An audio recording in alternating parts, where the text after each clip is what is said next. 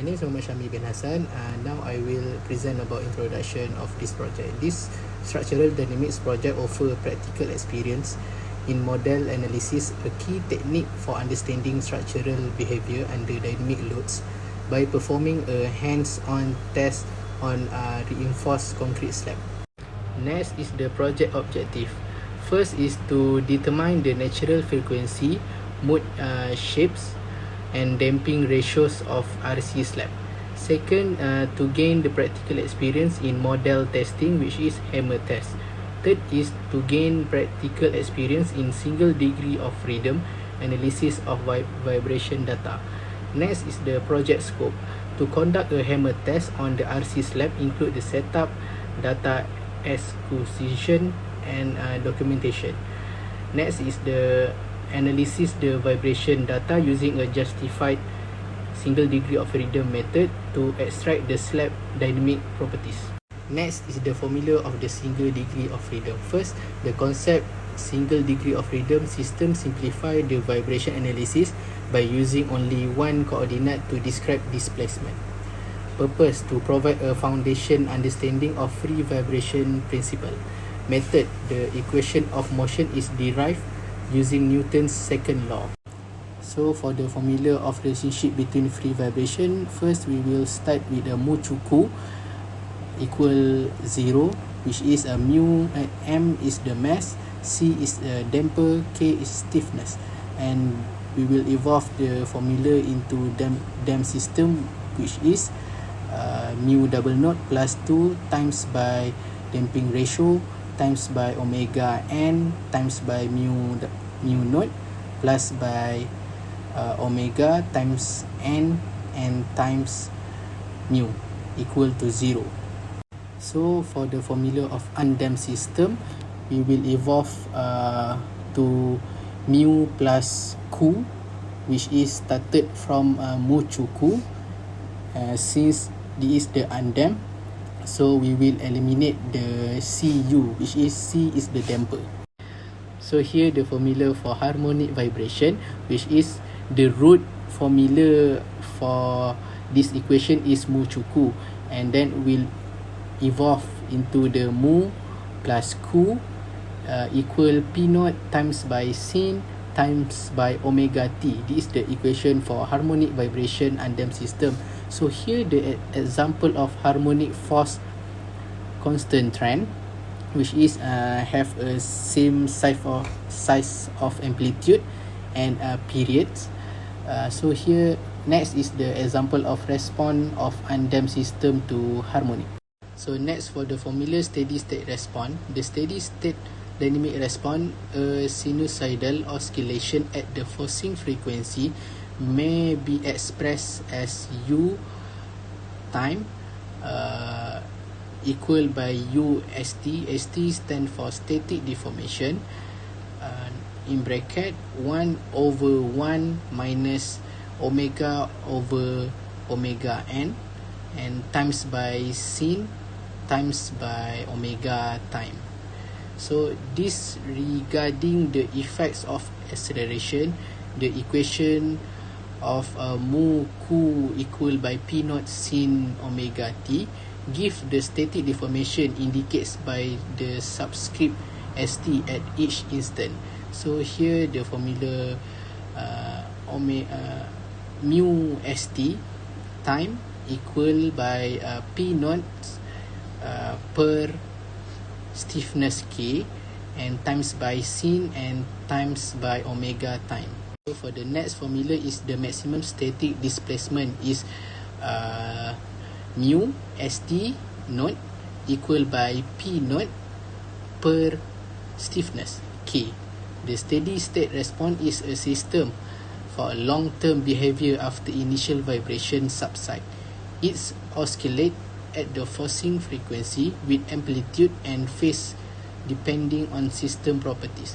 Analyzing it reveals resonance, which is resonance is the example of earthquake, where large amplitude vibration occur when the forcing frequency nears the natural frequency.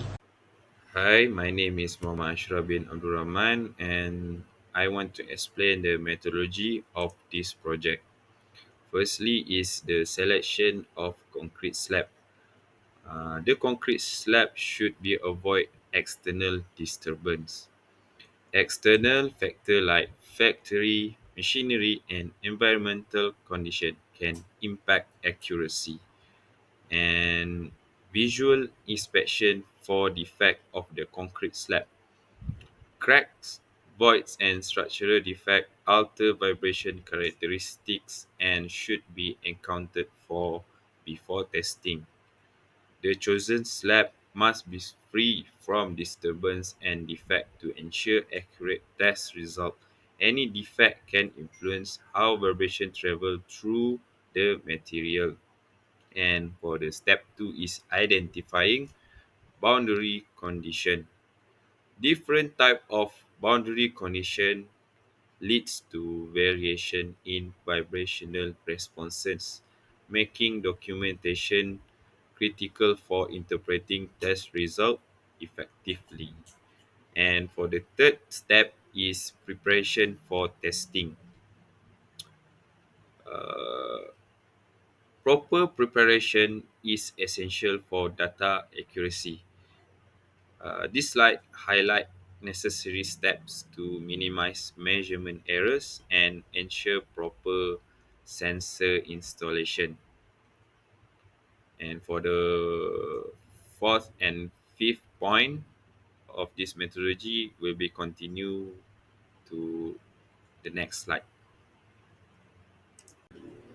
Hi, we can continue for the fourth and fifth step, which is excitation method and data collection and analysis. For excitation method, we can use impact hammer, which is it can provide a control force at specific point to generate vibration. It can also be useful for analyzing local response. And the other method we can use is modal shaker. It can apply continuous sinusoidal vibration across multiple frequency, and it can help to identifying a wide range of vibrational behavior. Different excitation method offer vary insight. The impact hammer is effective for localized tests, while the modal shaker provide a broader analysis across frequency. And for the last step is data collection and analysis. The DAQ system recording. The system continuously capture accelerometer data over time for detailed analysis, and this step ensure that collected data is accurate and reliable, allowing for precise calculation of the slab dynamic properties. And for the conclusion for this methodology is this final summarize the importance of model testing, highlighting in role in structural safety, damage prevention, and design optimization. Thank you. In this calculation, there are 5 formulas used to calculate the natural cyclic frequency, undamped and damped angular frequency, damping ratio, and displacement. For the sample 1 0 mm crack, the result indicates a decreasing trend in natural frequency, suggesting a progressive reduction in beam stiffness. The test hammer 1 and 2 recorded the highest frequency 100 Hz, indicating a stiffer section. As the test progressed, the frequency dropped to 50 Hz in test hammer 3 and 4, likely due to a developing crack. Test hammer 5 shows the lowest frequency 25 Hz, suggesting a significant structural weakening. The undamped angular frequency remained slightly higher than the damped angular frequency, as expected due to energy dissipation in the system. The second table highlights variation in damping ratio and displacement across test points. Test 1 recorded the highest damping ratio, 0.2273, indicating higher energy absorption, possibly due to material proportion or minor damage. As testing progressed, The damping ratio dropped significantly in test 3 and 4, as low as 0.0012, suggesting increased beam flexibility and reduced resistance to variation.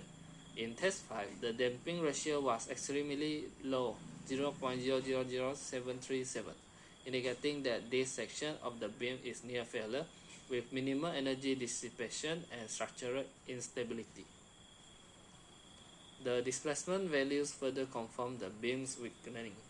In test 1 to 4, the displacement remains small, negative 0.1867 mm to 0.312 mm, indicating that the beam is still maintaining its shape. However, in test 5, the displacement surged to 22.48765 mm, signaling surf deformation, likely due to a crack.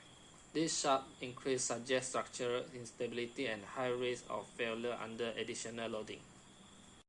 So this is the second beam sample with 50 mm crack.